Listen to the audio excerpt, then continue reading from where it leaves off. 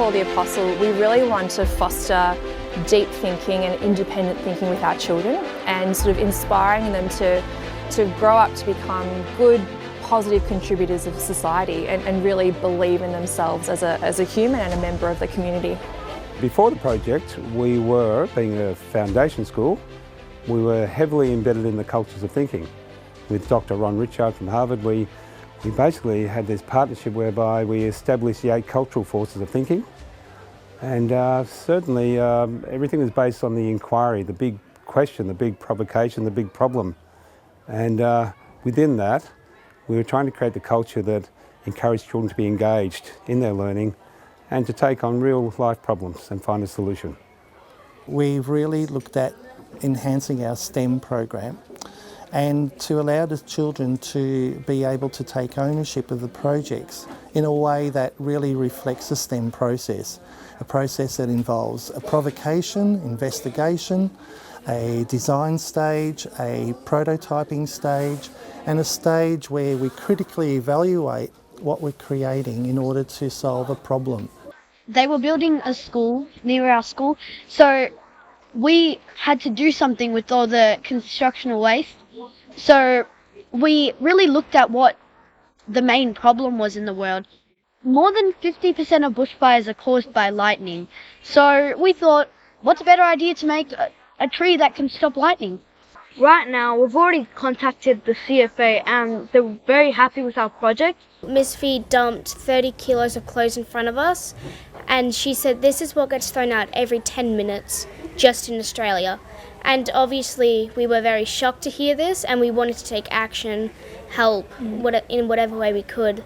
So we came up with the idea of turning old clothes into new ones by maybe like a t-shirt into a bag, piece of fabric into a dog toy, and like that. We really wanted to give children that intrinsic motivation and set them free, I suppose, to be able to come up with what they're most passionate about. Our aim was to strengthen student outcomes and also to strengthen the engagement of children in their learning. The challenge was to shift that pedagogical understanding to the 4 principles of PBL and to allow the children to become agents in their own learning.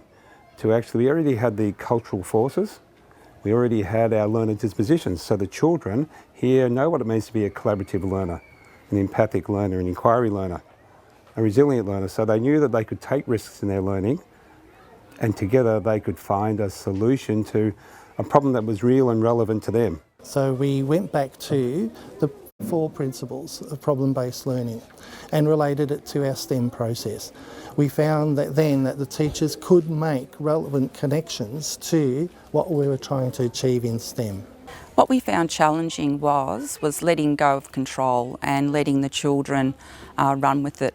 I suppose it was the open-endedness of PBL that was challenging the most. And so it's been invaluable for us to refresh our practicing and to improve our own professional development and to become empowered as teachers to then impart our passion for learning onto the children. It's certainly a challenge, however, because time is always limited in the teaching field, and so being able to make time for new things has been a challenge that we are slowly overcoming.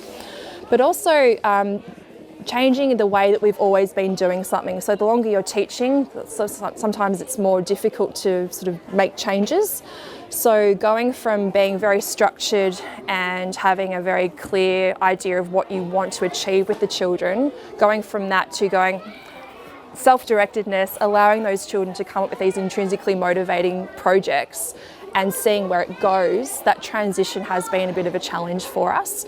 But I tell you what, when you let go and you embrace that, it's the richness in the learning is just, it's immeasurable. It's so wonderful because the children take over and you just become a co-learner. And for me, having been teaching for 15 years, that's just such a beautiful thing to be able to be a part of.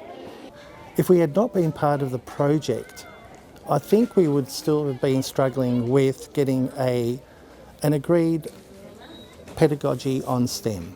We would not have been, I suppose, creating this culture where children had a buy-in.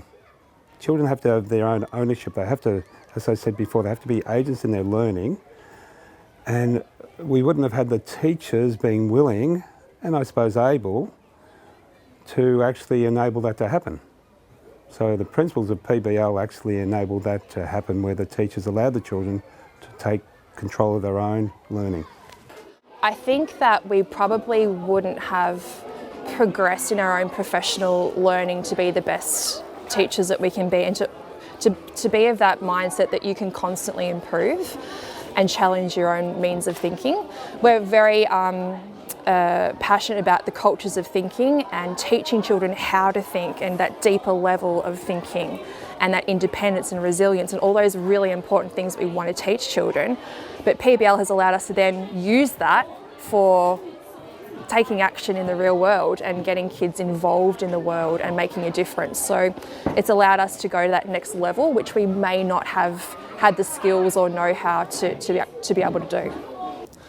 What we were able to do was to look at the 4 principles of PBL in order to really define the experiences that were happening in STEM, whilst being true to a process that allowed for a provocation, an investigation, a design stage, a prototyping stage, and a critical evaluation.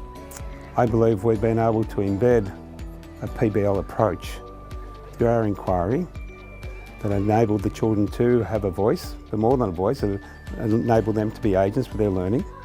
The problems that were provided for them and that they actually sought out themselves were real and relevant and made connections. And they had a more of a global perspective.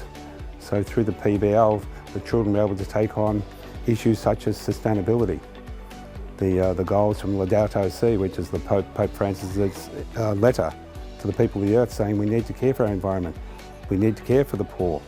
How can we make that happen? So the children, I suppose, are now more natural, they have a natural disposition now to actually say, how can we make a difference?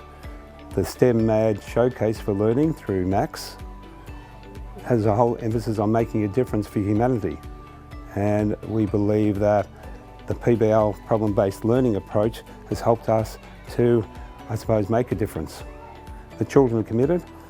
I suppose an offshoot also is the fact that it seems like the children will use the PBL principles to actually incorporate into their everyday learning. There has to be conditions for learning, and I suppose at our school we're talking about those learner dispositions, those habits for life that we can instill in our children at a very early age. So take for example, our school theme is be courageous like Jesus and make a difference. Children unpacked what is courage. How is Jesus courageous? How did he make a difference, and therefore how do we make a difference in our world? We have other dispositions such as what's a responsible, respectful, a collaborative learner, what's a resilient learner, a grateful learner, inquiry learner. We have so many. Next year we'll be looking at what's an empathic learner, an empathetic learner, and we believe that with the whole school actually walking the talk with these dispositions, entering into a PBL approach and incorporating that seamlessly throughout a school will enable that to happen a lot better, because the children are risk takers. They know that making mistakes is just all a part of the learning. Since working on the project, it's really got me to thinking about where to now. How can we make this even bigger throughout the entire journey of kids from prep to grade 6 and beyond, and how can we get the community involved and even the wider community of the state or the country or the world. I know kids are capable of that. We just need to be able to make them believe that anything's possible, and I really think that yeah, we can do that.